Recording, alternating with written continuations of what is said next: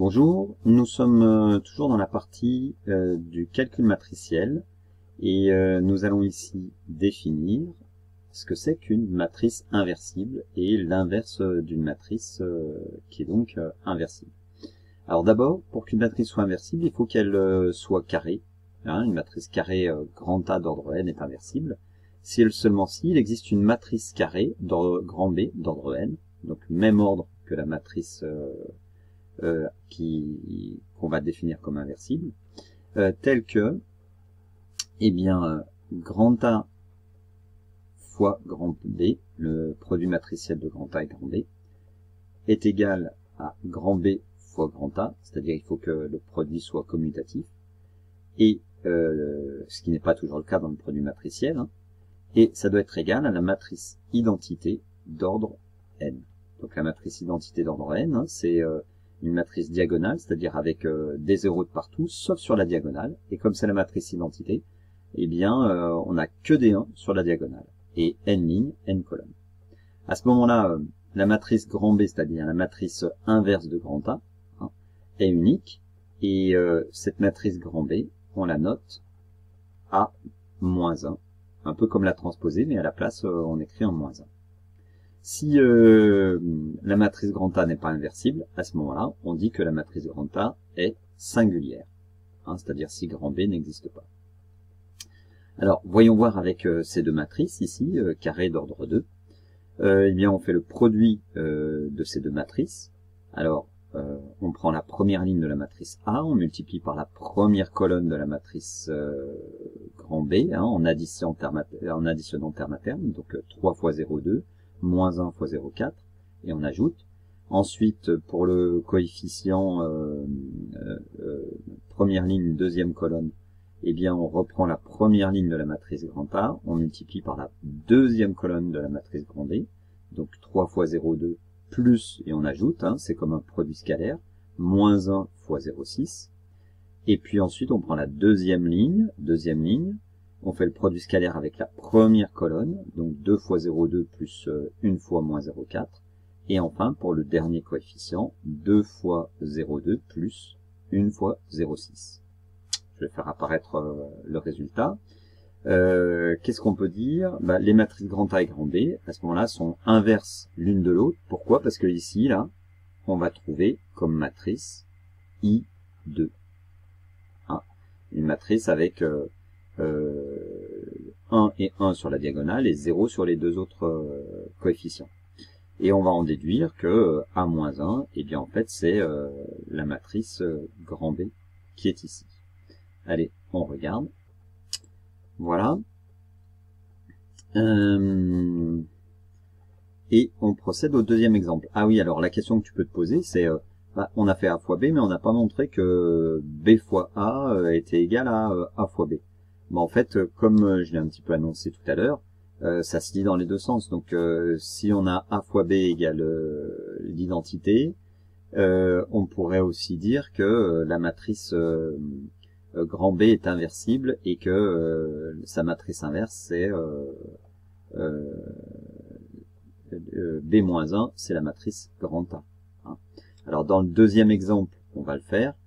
On aurait peut-être dû inverser les deux exemples. Alors, avec ces deux matrices-là, on effectue le produit A fois B.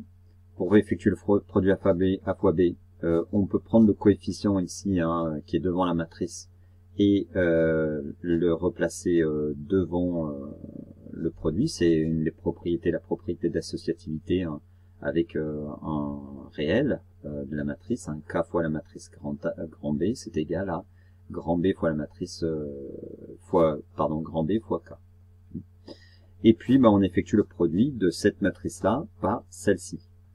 Et première ligne, produit scalaire de la première ligne par la première colonne, et on obtiendra le coefficient ici, 2.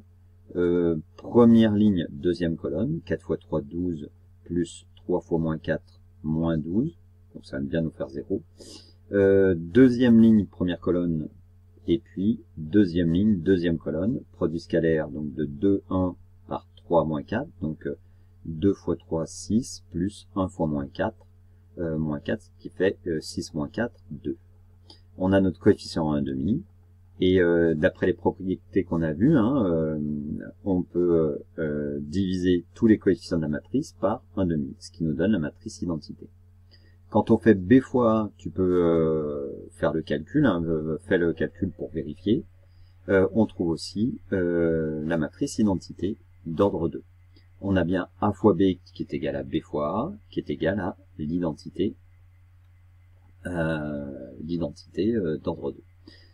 Les matrices grand A et grand B sont donc inverses l'une de l'autre, et donc on en déduit que la matrice inverse de grand A, c'est la matrice grand B, c'est-à-dire 1,5 multiplié par moins 1, 3, 2, moins 4. Voilà. Alors, parlons maintenant du déterminant d'une matrice. Alors, on prend une matrice avec des coefficients A, B, C, D, et coefficients réels. Eh bien, qu'est-ce qu'on appelle le déterminant de grand A? On écrit deux barres verticales, comme ça. On réécrit la matrice à l'intérieur de ces deux barres verticales. Et on fait la différence de ce produit en croix, là, A fois D moins B fois C. Ça doit te rappeler quelque chose. C'est le déterminant c'est pareil que le déterminant de deux vecteurs que tu as vu beaucoup plus tôt. Alors c'est en seconde en principe. Si je considère le vecteur U de coordonnées AC et le vecteur V de coordonnées BD, eh bien ça c'est le déterminant de ces deux vecteurs. Voilà pour la définition. Et alors, la matrice grand A, une propriété, est inversible si et seulement si, eh bien, le déterminant de grand A est différent de 0. C'est-à-dire quoi? Eh bien, en fait, ça signifie que les coefficients ne sont pas proportionnels quand on fait ça, puisque, rappelle-toi, le déterminant, c'était pour trouver la collinéarité de deux vecteurs, ou pas. Si le déterminant est égal à 0, les deux vecteurs sont collinaires, c'est-à-dire que leurs coordonnées sont proportionnelles. Et bien là, c'est les coefficients de la matrice, c'est pas des coordonnées, mais ça pourrait. Donc cela signifie qu'il n'y a pas proportionnalité des coefficients entre les lignes et les colonnes. Et à ce moment-là, la matrice inverse de A, eh bien, c'est 1 sur le déterminant de A. On comprend mieux pourquoi il faut absolument que le déterminant ne soit pas nul. Et alors, sur la diagonale, on inverse les deux coefficients, là, D et puis A. Et sur la deuxième diagonale, ça c'est la diagonale principale, sur l'autre diagonale, eh bien, on écrit l'opposé des coefficients, donc moins C et moins B. Et voilà, on obtient la matrice inverse de grand A. Alors effectivement, il faudrait voir après, là c'est pour des matrices carrées d'ordre 2, on verra qu'il y a d'autres façons de faire pour les matrices d'ordre plus élevé. Et on va maintenant procéder à la démonstration de cette propriété. Alors, comme préalable, pour effectuer cette démonstration, nous allons d'abord effectuer le produit A fois B, puis le produit B fois A. Puisqu'on parle de matrice inverse, ça paraît un petit peu logique là d'effectuer le produit dans un sens et puis dans l'autre. Alors A fois B, eh ben, ça nous fait quoi? A fois D, donc ici le coefficient ça va être A fois D moins B fois C, d'accord? Ensuite, la première ligne par la deuxième colonne, donc le deuxième coefficient, là, le coefficient première ligne, deuxième colonne, ça va nous faire moins AB et plus BA. Ensuite, deuxième ligne, première colonne, ça fait C fois D plus D fois moins C, donc moins DC. Puis CD C fois moins B, donc moins BC, plus D fois A. Eh bien, qu'est-ce qu'on remarque? On remarque ici qu'on a 0 et 0, et puis que on a AD moins BC. Voilà, notre matrice, elle ressemble à ceci. Voilà. À l'aide de la propriété dont on s'est servi il y a très peu de temps, là, il y a quelques secondes voire minutes, on peut factoriser par AD moins BC, et ça nous donne la matrice I2. Voilà, donc c'est égal à AD moins BC multiplié par la matrice identité d'ordre 2. Effectivement, hein, puisque ici, moins BC plus DA, c'est pareil que AD moins BC. Voilà. On effectue le second produit, B fois A. B fois A, on va faire la même chose, hein. Donc ça nous donne AD moins BC pour le premier. Ensuite, D fois B moins B fois D. D fois B moins B fois D.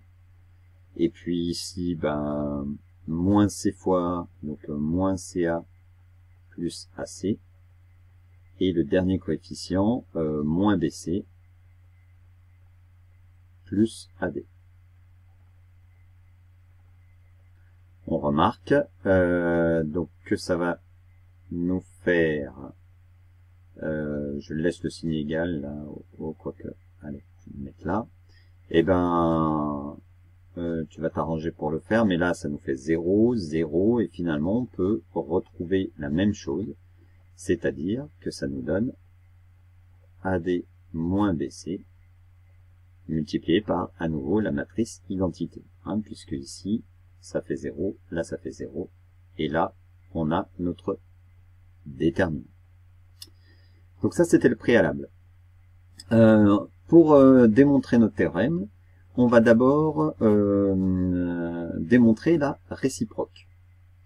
Alors la réciproque, le théorème, il nous dit que la matrice AD ABCD est inversible si et seulement si le déterminant grand A est différent de 0.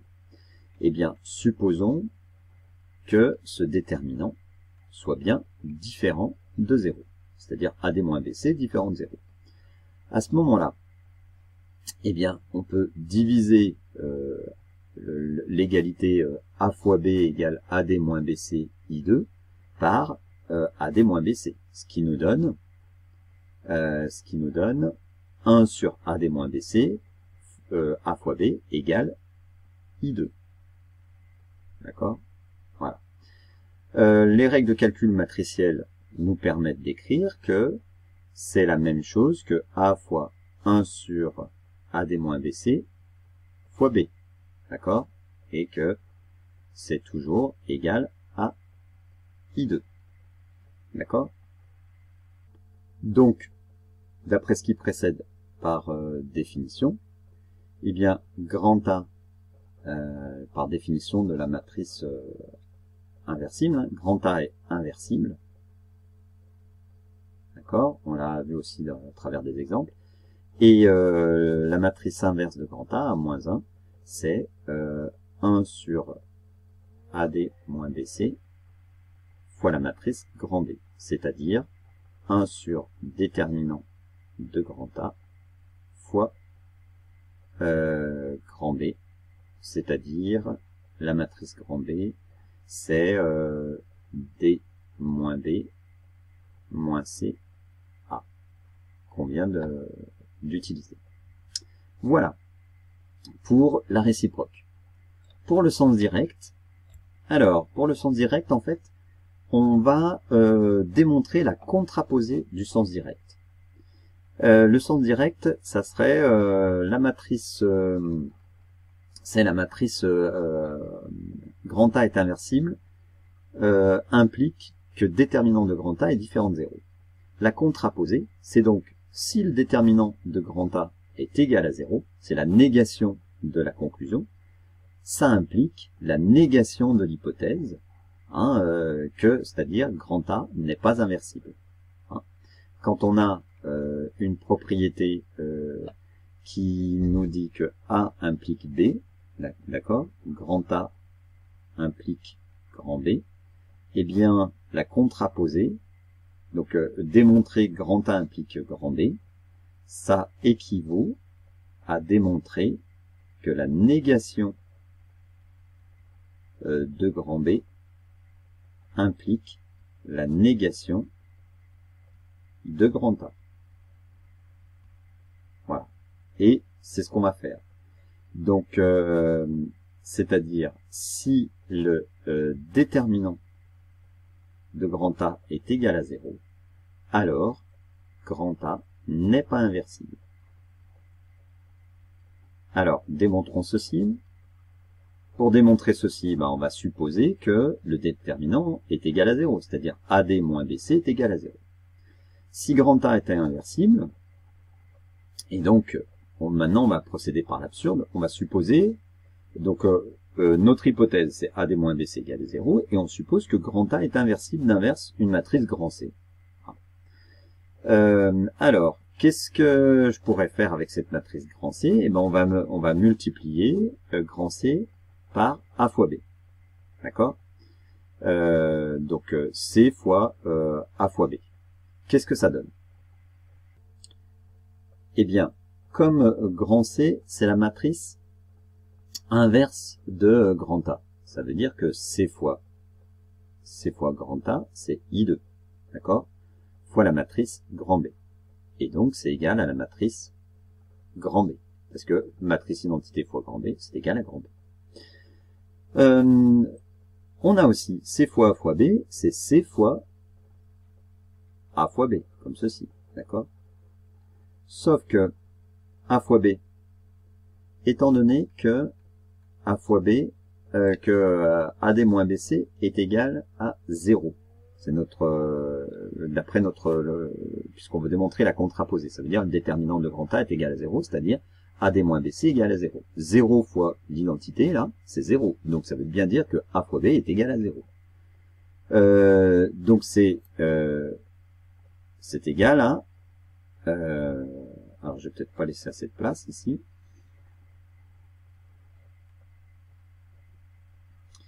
Donc A fois B, eh bien en fait, je vais plutôt l'écrire comme ça. Je vais effacer ça là. Hop. D'après ce qui précède, c'est égal à la matrice nulle. Et donc, n'importe quoi fois la matrice nulle, c'est égal à la matrice nulle. D'ordre 2. Puisque d'après ce qui précède, A fois B, c'est égal à...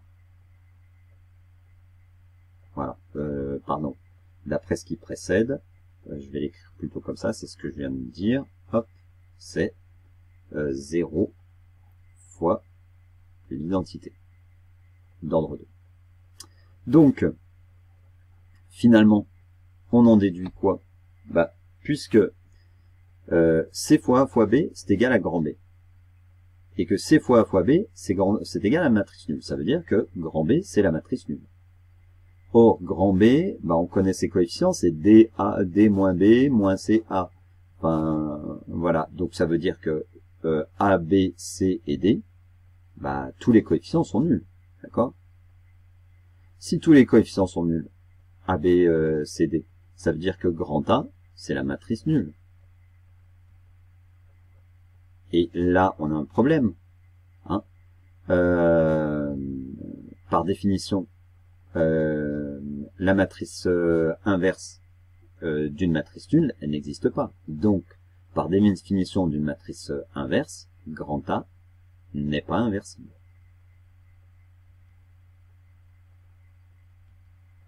Et là, on a terminé. On a démontré que si le déterminant de grand A est égal à 0, grand A n'est pas inversible. Donc, par contraposition, si grand A est inversible, alors le déterminant de grand A est égal à 0. Et voilà. Alors, voyons ceci sur un premier exemple. Prouver que grand A est inversible et calculer la matrice inverse de grand A. Eh bien, on calcule le déterminant de grand A. Alors, grand A, déjà, est différent de la matrice nulle, hein, d'ordre 2. D'accord.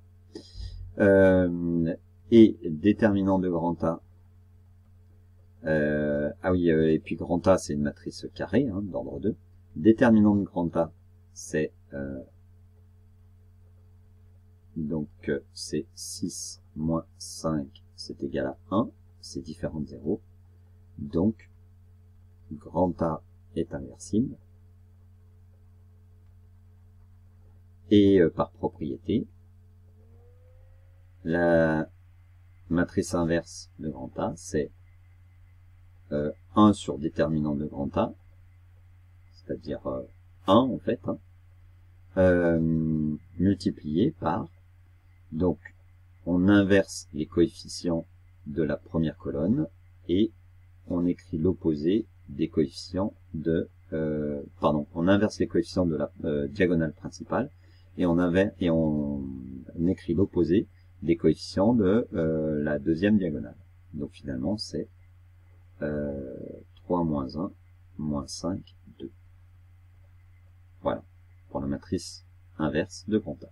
Deuxième exemple. Donc on prend une matrice grand A carrée inversible de taille n, hein, et puis m et n, deux matrices carrées ou colonnes de taille n. Voilà, pour qu'on puisse effectuer le produit.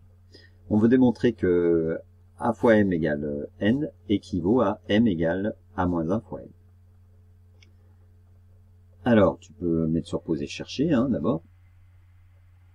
On en part de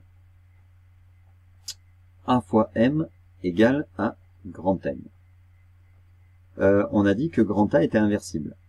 Donc, je peux multiplier, ceci c'est équivalent à, je multiplie par la matrice inverse de grand A à gauche de chaque égalité. Alors attention, je suis obligé de multiplier à gauche, je ne peux pas multiplier d'un côté à gauche et de l'autre côté à droite. Ça irait pas puisqu'on a dit que le produit n'est pas commutatif. D'accord? A priori. Donc ça me fait a moins 1 multiplié par a fois m qui est égal à a moins 1 fois n. Puis après on utilise l'associativité du produit matriciel, c'est-à-dire que c'est égal à a moins 1 fois a fois la matrice grand M. Voilà. A moins 1 fois A, bah, c'est l'identité.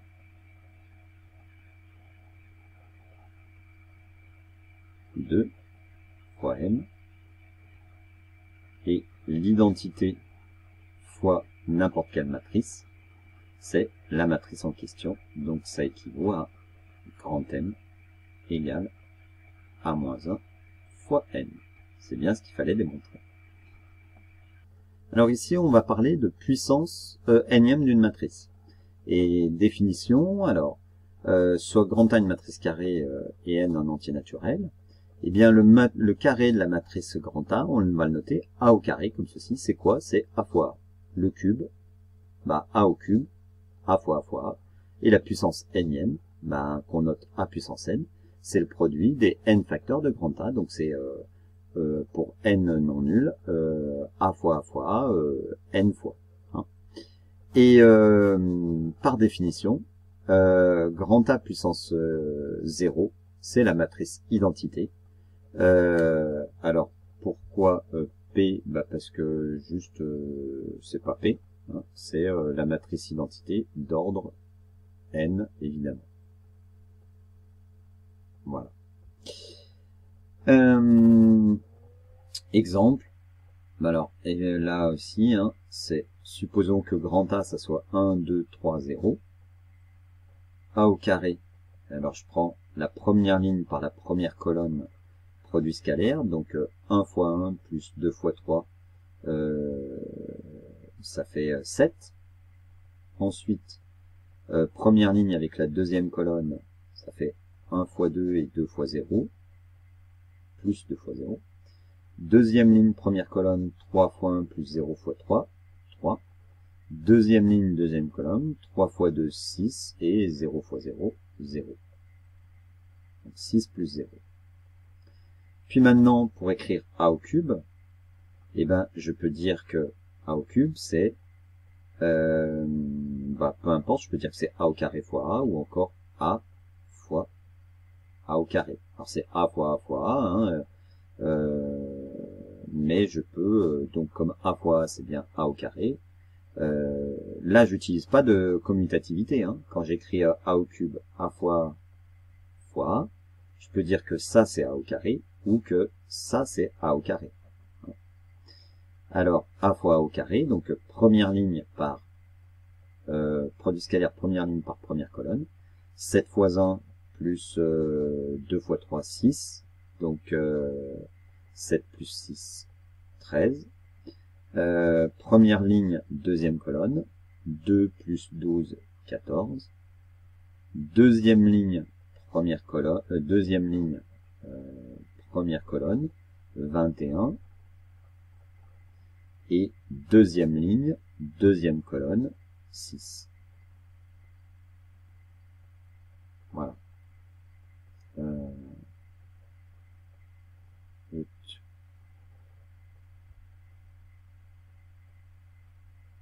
Tu peux t'entraîner à utiliser ta calculatrice. Hein. Dans beaucoup d'ouvrages, il y a la façon dont on accède aux matrices.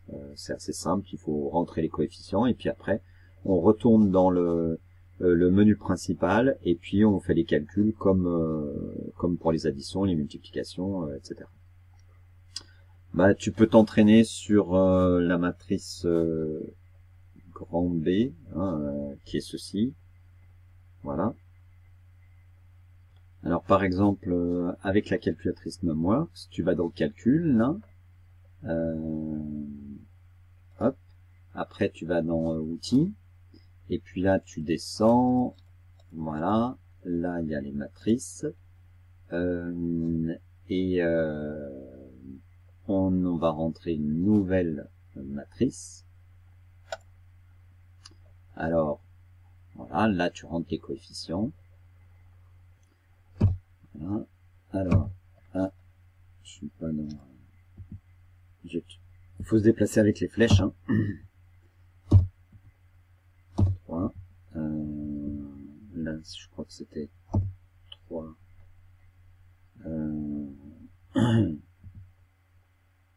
Ah, je vais vérifier.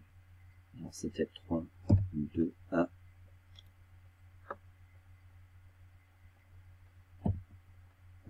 3, 2, 1, et puis 2, 1, 3. Voilà. Ok.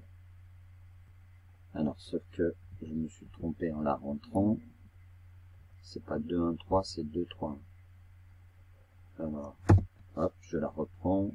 Je retourne 2, 3 et 1. Voilà. Hop, je valide. Zut. Voilà. Non. C'est bizarre. Si, c'est bien ça. Je valide.